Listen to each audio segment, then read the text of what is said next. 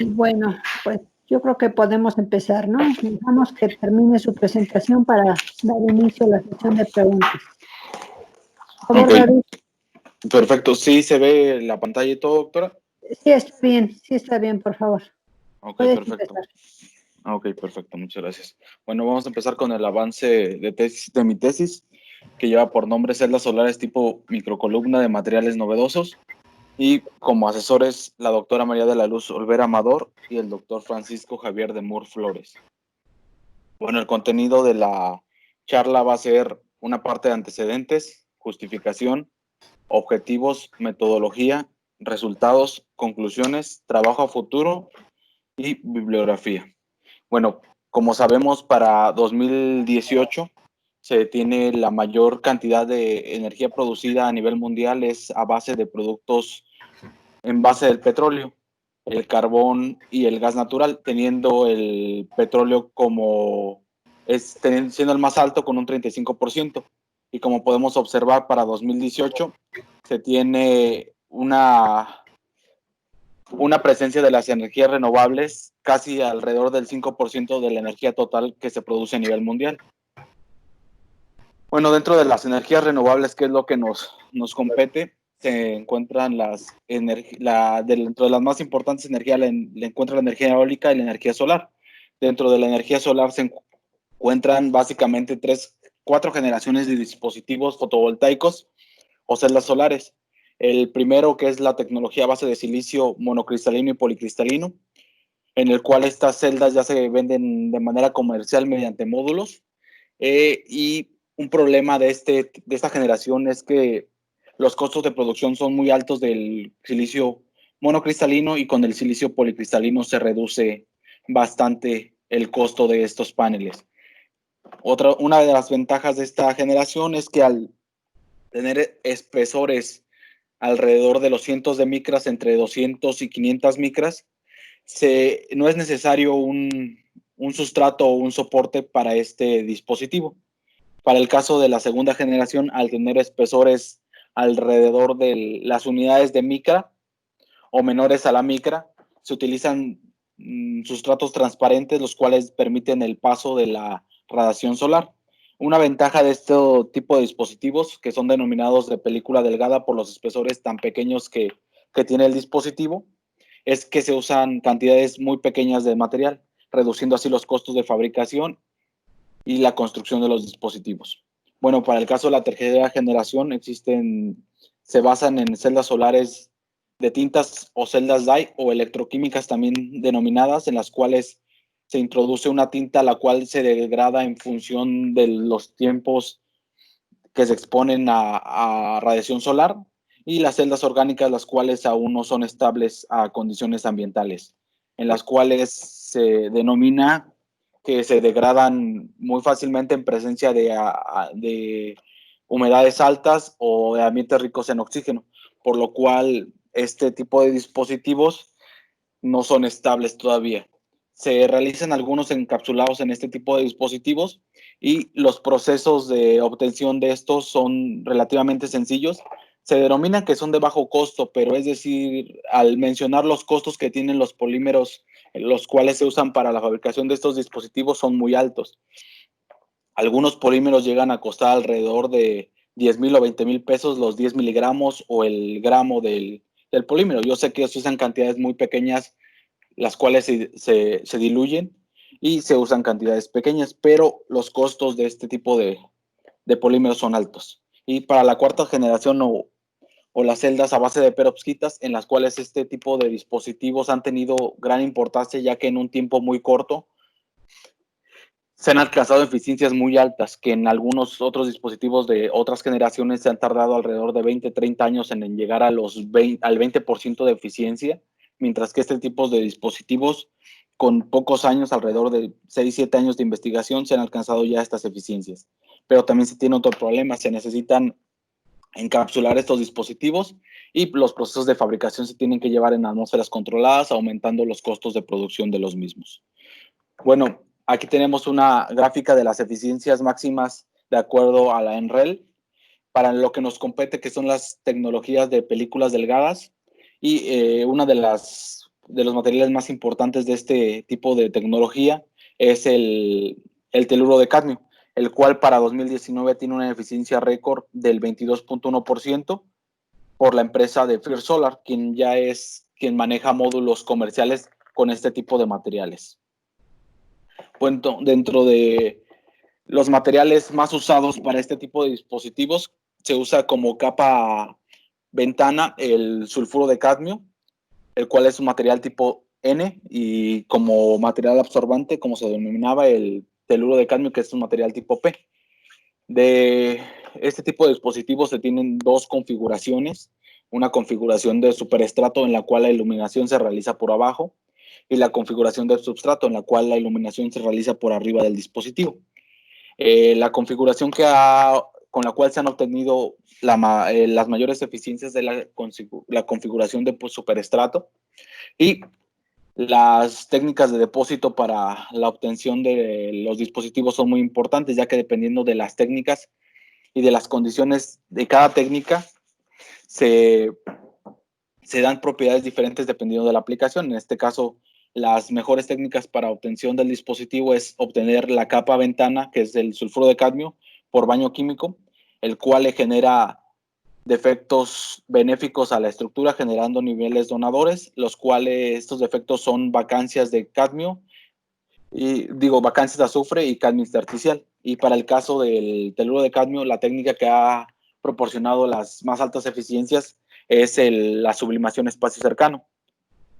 Bueno, como podemos observar, se muestra una imagen del espectro AM1.5, donde se puede observar que en la región visible es donde se tiene mayor cantidad de fotones con esta energía, y específicamente para un valor de gap de 1.5 electrovolts es cuando se tiene la mayor cantidad de radiación que tiene con esta energía.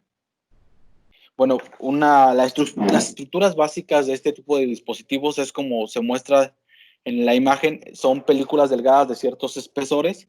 Para el caso de celdas solares de heteroestructura de CDS-CDT, la capa ventana tiene que tener un espesor entre los 40 y los 100 nanómetros, y para el caso del semiconductor tipo P es dependiente del coeficiente de absorción, ya que al tener un coeficiente de absorción más grande, se pueden usar espesores más pequeños. Para el caso del CTE, por CCS se obtienen depósitos alrededor de 5 micras, que posteriormente, con el tratamiento de activación que llevan estos dispositivos, se reduce a alrededor de 1 a 3 micras. Y finalmente se tienen los contactos metálicos, los cuales para este tipo de dispositivos son de cobre-oro, en el cual se tiene una pequeña cantidad de cobre y un espesor mucho más grande de oro. El espesor de cobre es alrededor de los 5 nanómetros y del oro es alrededor de los 30 nanómetros. Bueno, las propiedades que deben de presentar cada capa de este dispositivo es: el óxido conductor transparente debe tener una alta transmisión en la región visible y una conductividad eléctrica alta. La capa ventana, al ser tan delgada, puede generarse algunos defectos, y más por técnicas químicas que son un poco menos controladas. Entonces es tratar de obtener depósitos sin defectos tales como lo son los pinholes, y tener una buena adherencia sobre todo el sustrato. Para la capa absorbente, de los propiedades más importantes es el coeficiente de absorción alfa, el cual entre más grande nosotros podemos reducir el espesor que nosotros necesitamos del material, y por eso este tipo de celdas o tecnologías son denominadas de película delgada. Y para el contacto metálico se necesita que sea un contacto óhmico entre el semiconductor y el metal, por lo cual la función trabajo debe ser similar a la del semiconductor en el cual se está colocando. Bueno, y nosotros proponemos estructuras similares en las cuales ponemos columnas entre la capa N y la capa P. Esto es justificado bajo el fundamento de que al tener columnas se tienen múltiples reflexiones dentro del material y se tiene mayor interacción entre el material y la radiación, y se tienen tiempos de interacción más altos, los cuales podrían propiciar mayor generación de pares electrón hueco, que esto no se estaría generando en una superficie plana. Es este tipo de cosas. Nekova y colaboradores en 2015 hicieron un desarrollo experimental y conforme aumentaban la rugosidad de la superficie y llegaron hasta tener las columnas, se ve que la eficiencia de una celda plana, un dispositivo plano, conforme un dispositivo texturizado, tiene casi el doble de la corriente de cortocircuito, por lo cual esto generaría un incremento y es la base en la que estamos fundamentando el trabajo. Bueno, como sabemos, básicamente tendremos varios dispositivos, los cuales van a ser de heteroestructura, los cuales serían CDS, CDT, CDS sulfuro de antimonio y CDS sulfuro de cobre antimonio, lo cual nosotros necesitamos, como ya mencionamos, los espesores necesarios para la capa ventana son de alrededor de entre los 40 y los 100 nanómetros. No necesitamos espesores más grandes ya que se estaría llegando a la capa absorbente menor cantidad de fotones que pueden ser absorbidos por la capa ventana. Para el caso del CT se tienen espesores hasta de 5 micras, los cuales se reducen con los tratamientos de activación en presencia de cloruro de cadmio, que es el tratamiento de activación más común para ese tipo de celdas. Para el caso de celdas de sulfuro de antimonio y sulfuro de antimonio cobre, al tener coeficientes de absorción más grandes, se pueden reducir los espesores, esto generando una disminución drástica del espesor alrededor de media micra para el caso de este tipo de dispositivos. En el caso de los dos, los coeficientes son del mismo rango, claro, dependiendo de la técnica de obtención y de las condiciones a las cuales se obtienen estos dispositivos. Bueno, las propiedades interesantes de este tipo de materiales, como es el sulfuro de antimonio, es un semiconductor tipo P con un ancho de banda prohibida entre 1.4 y 2.2 electrovolts, un coeficiente óptico de absorción mayor al 1 por 10 a la 5 centímetros a la menos 1, presenta una estructura autorrómbica. La técnica más comúnmente usada para la obtención o el depósito de películas de este material es por evaporación térmica en alto vacío y casi siempre este tipo de materiales crece o se obtiene amorfo postdepósito, por lo que es necesario un tratamiento de recocido en atmósfera inerte para la obtención de la estructura autorrómbica. Para el caso del sulfuro de antimonio cobre, los materiales que han tenido o que tienen cobre, primeramente se estudiaron materiales binarios a finales del siglo XX en base de este tipo de materiales, pero al tener un coeficiente de fusión muy alto, se generaban la reducción de la eficiencia y la disminución o la no estabilidad del dispositivo, por lo cual se dejaron de investigar dispositivos a base de compuestos binarios de cobre, como fueran óxidos de cobre o sulfuros de cobre. Conforme se realizaron estudios con materiales ternarios con la presencia de cobre, esta difusión o este problema por difusión y la degradación del dispositivo no se veía que sucediera, por lo cual este tipo de materiales han sido de gran interés. Bueno, dentro de este tipo de materiales a base de cobre, hay compuestos muy caros como es el cobre indio galio selenio, que al tener indio y galio, que son compuestos no muy abundantes en la corteza terrestre como lo sería el azufre, se tienen costos de fabricación más altos. Al tener materiales como este tipo, que también son materiales que se encuentran nativamente en la corteza terrestre, es decir, son minerales nativos en la corteza, esto nos proporciona estabilidad en ambientes ricos en oxígeno y condiciones ambientales, porque pues, este material existe.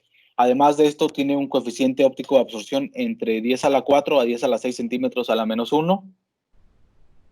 Claro, dependiendo de los valores de las condiciones a las cuales se lleve a cabo. Y también tenemos que la forma más fácil de obtención de este material es por PVD, que es la evaporación en alto vacío. El gap se encuentra entre 1.4 y 1.7 electrovolts y son de baja toxicidad. Como objetivo general, se pretende desarrollar dispositivos fotovoltaicos. Alguien está compartiendo pantalla. David. ¿Perdón? David, ya no se ve tu presentación. Ya estás no. compartiendo otra cosa. A ver, déjame ver. Sí, creo que... Ya. Ahí está. ¿Sí está bien ahora? Sí, ahí está. Ok, muchas gracias. Y como objetivo general se pretende desarrollar dispositivos fotovoltaicos de estructura tipo microcolumna de las siguientes estereoestructuras: CDS-CDT, CDS sulfuro de antimonio, CDS sulfuro de antimonio cobre. Con objetivos particulares se pretende sintetizar materiales con estructura tipo microcolumna mediante técnicas químicas y físicas, depositar capas tipo P de CDT mediante la técnica de sublimación en espacio cercano, erosión catódica, también sintetizar capas tipo N con microcolumnas de CDS, obtener películas del gas tipo P de sulfuro de antimonio y sulfuro de cobre por técnicas físicas, caracterizar las propiedades eléctricas, ópticas y morfológicas de las diferentes capas de los compuestos obtenidos tipo P para seleccionar las mejores condiciones, realizar las heterouniones CDS-CDT, CDS sulfuro de antimonio, CDS sulfuro de antimonio cobre y desarrollar tratamientos térmicos de activación para estas.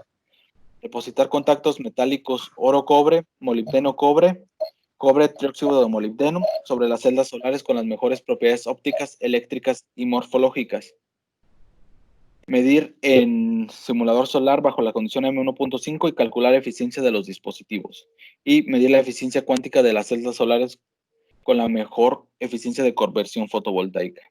Bueno, el desarrollo experimental básicamente se divide en 3 partes.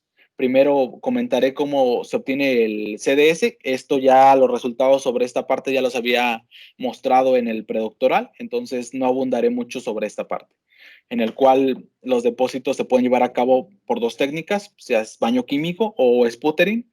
Para el baño químico se tiene una temperatura de 90 grados centígrados con un tiempo de 60 minutos y se tiene un pH entre 9 y 11 que es debido al buffer acetato de amonio, hidróxido de amonio. Y como fuente de azufre se usa tiurea y como fuente de cadmio se usa acetato de cadmio. Y para el caso de sputtering se usa un blanco de CDS de la marca Kurlesker, el cual se trabaja a una potencia de 25 watts y un tiempo de 60 minutos. El desarrollo experimental ahora para la obtención de las películas de sulfuro de antimonio. Para el caso de este material, se obtuvo por 2 técnicas diferentes, por evaporación en alto vacío y por ablación láser.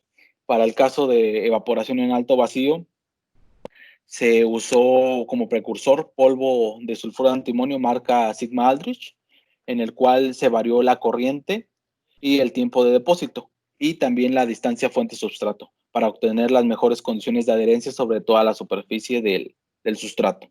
Para el caso de ablación láser se usó como precursor el polvo de sulfuro de antimonio, pero este se prensó hasta obtener una pastilla de 1 pulgada de diámetro, la cual se ablacionó. Y se manejaron diferentes distancias, fuente sustrato y diferentes tiempos de depósito. Bueno, para el caso de este material se realizaron tratamientos térmicos posteriores al depósito de recocido en atmósfera inerte. Para el caso de los depósitos por evaporación se realizaron en atmósfera de nitrógeno y en atmósfera de argón. Se realizaron a 250, 275 y 300 grados con tiempos de 30 y 60 minutos. Y también se realizaron y se nombran de la siguiente manera: SBS por el compuesto, las siglas E de evaporación y la sigla N de nitrógeno para el caso de las muestras de nitrógeno, y las siglas E de evaporación y A de argón para el caso de las muestras en argón. No se realizaron tratamientos térmicos a temperaturas más altas, pero estos generaban muchos defectos en la superficie y se decidieron solo seguir los tratamientos con estas temperaturas, que fue como se obtuvieron los mejores resultados. Para el caso de las muestras por ablación láser, solo se llevaron a cabo los tratamientos térmicos en presencia de nitrógeno, ya que no se vio un efecto importante con la variación de la atmósfera que se estaba trabajando. También con un tiempo de 30 y 60 minutos. Y las siglas AN en el nombre de la muestra significan ablación láser y la atmósfera de nitrógeno y la de temperatura al final de los nombres. Bueno, para el caso del sulfuro de antimonio cobre, Este material se pretendía obtener de igual manera por evaporación y por ablación láser, solo que tuvimos un problema con el equipo de evaporación, entonces empezó a trabajar por primera parte el proceso de ablación láser, en el cual se obtuvieron mezclas de polvos precursores, que es el sulfuro de cobre y sulfuro de antimonio, con ciertas relaciones, las cuales se molieron mecánicamente en un molino de bolas por un tiempo de 15 minutos.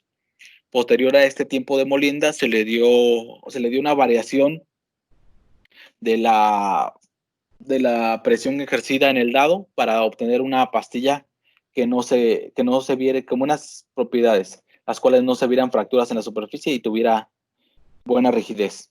Posteriormente estas pastillas se ablacionaron, variando la distancia fuente-sustrato y también el tiempo de depósito de este compuesto. Bueno, también a este tipo de materiales se les realizaron tratamientos térmicos. Como pueden ver, son diferentes temperaturas. Es un rango de temperaturas más alto, desde 250 hasta 450 en pasos de 50 grados. Todas las muestras fueron llevadas a cabo en atmósfera de nitrógeno y es por eso que también tienen las siglas AN en su nombre, posteriormente con la temperatura en grados centígrados. Bueno, la caracterización IV se llevó a cabo en un simulador solar de la marca Oriel, modelo LS-100, y podemos ver los equipos aquí en la imagen del simulador solar y el equipo de eficiencia cuántica. Bueno, como los primeros resultados del trabajo, se tienen los espesores de las películas de sulfuro de antimonio por evaporación en las diferentes atmósferas, en las cuales tenemos que las películas sin ningún tratamiento térmico presentan un espesor alrededor de los 207 nanómetros, y es el cual se reduce con los tratamientos térmicos y vuelve a incrementar a valores cercanos a los 205, 200 nanómetros. Esto debido a posiblemente una reestructuración y un cambio de fase en la estructura del compuesto. Y como podemos ver, por ablación láser se tienen tasas de depósito mucho más grandes, alrededor de 1 micra, la cual con los tratamientos térmicos va reduciéndose hasta tener casi un espesor de 300, un poco mayor a los 350 nanómetros para la temperatura más alta manejada. Bueno, para identificar si teníamos la fase deseada en el material, que sería la fase ortorrómbica, se hicieron mediciones de difracción de rayos X en un rango de 10 a 80 grados, y como podemos observar, las muestras por evaporación sin ningún tratamiento térmico son amorfas, no presentan ningún pico característico debido a la estructura ortorrómbica del sulfuro de antimonio, que conforme con el incremento o los tratamientos de recocido empiezan a mostrar los picos característicos de esta estructura. Como podemos ver, los picos más intensos los muestra a valores entre 15 y 20 grados para el valor de 2 teta en el caso de evaporación, y como podemos ver para el caso de ablación láser, la muestra sin ningún tratamiento térmico después del depósito se ven algunos ya picos de difracción característicos de esta estructura. Esto es debido a que la técnica de ablación láser suministra energías muy altas al blanco, las cuales pueden ser ya necesarias o suficientes para que se dé la cristalización o la formación de la estructura deseada. Conforme se incrementan los tratamientos térmicos, se empiezan a definir más picos. Como podemos observar, se definen más picos que en la estructura o de las películas se mostraron por evaporación. Y también podemos observar que los picos más intensos se muestran entre los valores de 25 y 30 grados para el valor de 2 teta.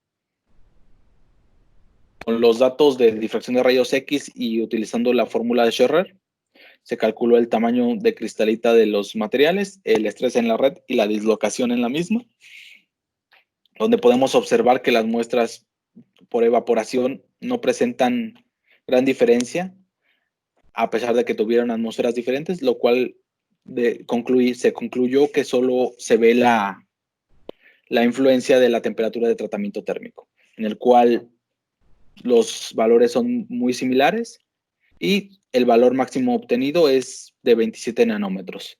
También podemos ver que los valores de estrés en la red son muy similares y las dislocaciones también son muy similares para las muestras. En el caso de las propiedades ópticas, se realizó un análisis en la región visible desde UV y visible desde los 300 hasta los 1100 nanómetros, donde podemos ver que las muestras sin ningún tratamiento térmico tienen un borde de absorción cercano a los 550 nanómetros y presentan dos bordes, posiblemente debido a la presencia de alguna otra fase del compuesto. Estas muestras con el tratamiento térmico sufren un corrimiento de la brecha de absorción hacia valores cercanos a los 650 nanómetros y una disminución de la transmisión alrededor de la mitad, casi del 40% para los dos casos, independientemente de la atmósfera utilizada. Con estos espectros, esas mediciones, se realizaron y la medición del espesor y la teoría de bandas parabólicas de Tau, se realizó la determinación del ancho de banda prohibida del material, donde podemos observar que para el material sin ningún tratamiento térmico o las muestras sin tratamiento térmico, se tiene un ancho de banda prohibida cercano a los 2.25 electrovolts y conforme se incrementa la temperatura de tratamiento térmico, este bandgap se reduce a alrededor de los 1.7 electrovolts, lo cual concuerda con los reportes de bibliografía que se consultaron. Para el caso de las muestras por ablación láser, desde el comienzo se tiene un borde de absorción cercano a los 650 nanómetros y para el caso de las muestras con algún recocido, no se define bien un borde de absorción. Esto puede ser debido a la presencia de una alta rugosidad en la superficie del material y que esto genere efectos de reflexión y dispersión no deseados, por lo cual no se define bien este borde. Y esto se corrobora al realizar mediciones de reflexión sobre estas muestras, en la cual podemos ver que la reflexión es mayor al 30% para el caso de las muestras de 275 y 300 grados. Y de manera similar, se calculó el ancho de banda prohibida, obteniéndose que para las muestras sin ningún tratamiento térmico se tiene un bandgap cercano a los 1.75 electrovolts y con el tratamiento térmico se tiene una reducción a valores de 1.5 y casi de 1. Esto es erróneo, ya que al tener efectos de dispersión y de reflexión y tener una alta rugosidad, se generan este tipo de efectos y los espectros no se definen de la manera deseada y los cálculos pueden contener algún error. Una manera de mejorar este cálculo sería realizar mediciones con una esfera integradora y realizar el cálculo de ancho de banda prohibida de nuevo. Para el caso de la morfología y de la composición se realizaron mediciones de SEM y EDS, en la cual podemos ver que para las muestras de evaporación en nitrógeno se empiezan a ver pequeños aglomerados en la superficie del material y los cuales incrementan de tamaño conforme la temperatura hasta reducir su presencia para la temperatura de 300 grados. También se puede observar que no se definen bien límites de grano en la superficie del material. Además de esto, de acuerdo a la estequiometría del compuesto que sería Sb2S3, se debería de tener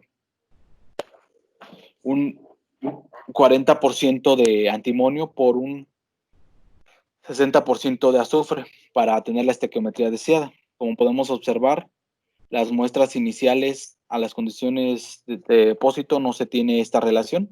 Conforme se incrementa la temperatura de tratamiento, se empieza a tener esta relación, el cual es alrededor del 37% para la temperatura de 250 grados de antimonio y casi del 63% para el azufre. Esta pequeña variación puede deberse a que los aglomerados en la superficie sean ricos en azufre. Bueno, de manera similar para las muestras medidas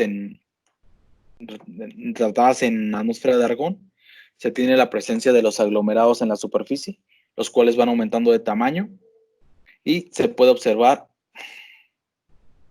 que a la temperatura de 300 grados centígrados se alcanza a definir fronteras de grano en la superficie que no se definían a las otras temperaturas. También podemos observar que para este caso la estequiometría es similar, se tienen valores diferentes a los deseados y conforme se incrementa la temperatura casi llegando a 300 grados se obtienen los valores de estequiometría deseados. Para el caso de ablación láser, como podemos ver, se ven aglomerados en la superficie. Esto es debido a un efecto que se genera por las altas energías suministradas por el láser al material, que es el efecto de chisporroteo o splashing. También podemos ver que las muestras sin ningún tratamiento térmico no presentan fronteras de grano. Conforme se tienen tratamientos térmicos de recocido, se empiezan a definir fronteras de grano con tamaños de grano bastante grandes, alrededor de 300 nanómetros de diámetro. Y podemos ver que se va reduciendo la presencia de estos aglomerados en la superficie. Y estos aglomerados sufren una coalescencia a la temperatura de 300 grados, lo cual genera un incremento del tamaño de estos aglomerados. Conforme en los resultados de DDS se puede observar que se tiene una estequiometría casi como la esperada, sin ningún tratamiento térmico, y con los tratamientos térmicos se reduce la presencia del antimonio y se incrementa la presencia del azufre. Esto es posiblemente debido a la baja presión vapor del azufre, por lo cual sale fácilmente de la estructura y puede que en la superficie tengan capas ricas en azufre. Bueno, para corroborar las mediciones de propiedades ópticas como los espectros de transmisión y reflexión, se realizaron mediciones de AFM sobre las muestras de ablación láser, en las cuales se ve que la rugosidad es muy alta, de valores mayores a los 200 nanómetros. Y esta rugosidad permanece constante, pero recordemos que para una muestra sin tratamientos tenían espesores cercanos a la micra, mientras que para 300 grados tenían espesores alrededor de 350 nanómetros.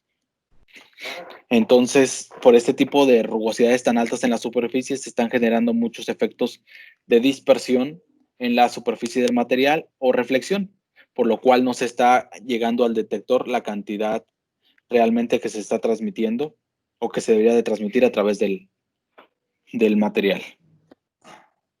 Bueno, para la caracterización IV, solo se muestran películas obtenidas por evaporación, ya que las películas obtenidas por ablación láser no presentan ninguna eficiencia, es decir, están en cortocircuito, están en corto estas muestras y solo se muestran los dispositivos por evaporación. Cabe comentar que son los primeros dispositivos con este tipo de materiales que se hacen en el grupo de trabajo y pues, al menos tenemos el efecto del fotovoltaico, en el cual la eficiencia es muy baja, pero se tiene este efecto.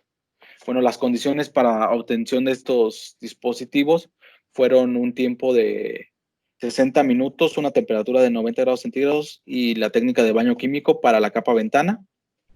Y para todas estas muestras fueron depositadas por evaporación bajo las condiciones de 120 amperes y 7 minutos, y un tratamiento térmico de 300 grados y 15 minutos. Y los contactos fueron de plata y fueron de 100 nanómetros. Bueno, para el compuesto ternario, este compuesto tiene varias estequiometrías y como realmente no se tenía un blanco, se tuvo que realizar varios experimentos para obtener las condiciones a las cuales se pudiera obtener depósitos ya del material ternario. Se mezclaron polvos de sulfuro de cobre y sulfuro de antimonio. La relación que nos dio los mejores resultados fue la relación de sulfuro de antimonio a sulfuro de cobre de 3, y estos polvos se molieron por un tiempo de 15 minutos en un molino de bolas, y estos polvos se variaron la presión de prensado y el tiempo de prensado en un dado de 1 pulgada.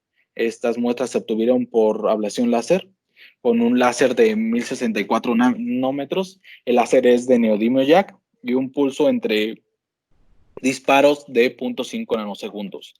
y una afluencia de 1.04 joules sobre centímetro cuadrado. El tiempo de depósito que se llevaron a cabo las muestras fue de 8 minutos y la distancia fuente-sustrato fue de 6 minutos. Bueno, para determinar primeramente si teníamos la estructura deseada, ya que la estequiometría de este tipo de materiales que son ternarios tiene varias estequiometrías estables, dentro de las cuales el sulfuro de antimonio cobre es una de ellas, en el cual podemos ver que de manera similar al sulfuro de antimonio, posterior al depósito no se ve la presencia de picos característicos de la estructura ortorrómbica de este material, por lo cual con los tratamientos térmicos se empiezan a definir picos, los cuales permanecen hasta la temperatura de 400 grados y posteriormente a esta temperatura de 450 grados centígrados, el último tratamiento, y no se ve la presencia de picos característicos de esta estructura. Posiblemente debido a que alguno de estos compuestos se haya eliminado por la temperatura, y más adelante podremos ver con los resultados de DS que esta muestra es casi solamente sulfuro de cobre. Una vez que se corroboró que se tenía la presencia de la fase ortorrómbica y de la estequiometría deseada, comparando con el PDF que se muestra abajo, se procedió a realizar espectroscopía Raman de las muestras, en las cuales se obtuvieron los resultados siguientes. Se obtuvo un pico muy intenso, cercano a los valores de 336 centímetros a la menos 1.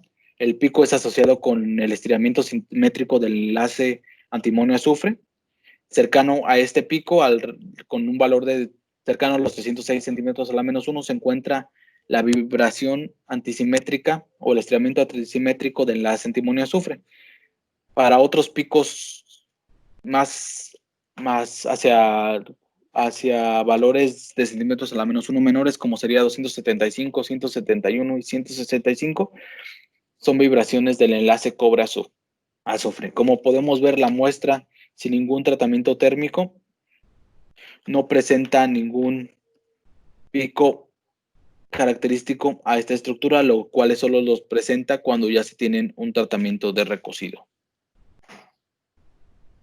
Para las propiedades ópticas se puede observar que el material sin ningún tratamiento térmico tiene un valor del borde de absorción cercano a los 550 nanómetros, y posteriormente con los tratamientos térmicos se da un corrimiento de este valor cercano a los 650, y también se da una disminución, o al menos la transmitancia se permanece constante alrededor del 60%, exceptuando el depósito de 300 grados, donde la transmisión es alrededor ya del casi el 90%.